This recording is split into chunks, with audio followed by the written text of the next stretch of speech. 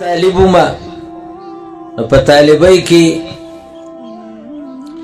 یو مشر د اخواله ورلو سبقي ملګری مو خو هغه مشر چې تعارف کله وشه ولته د کمزې نو بیا چې معلوماتو ته وشو چې دی خو د جمع اسلامي سره تعلق ساتي ما ته وی مودودي خو ډېر غلط سړی و نو ما ورته ویل د مولانا مودودي رحمه الله غلطي څه ده چې ته غلط سړی و نو چې خبرې م کولې نو په آخر کې وی دی ولې د دې عالمانو منځ ته راننوته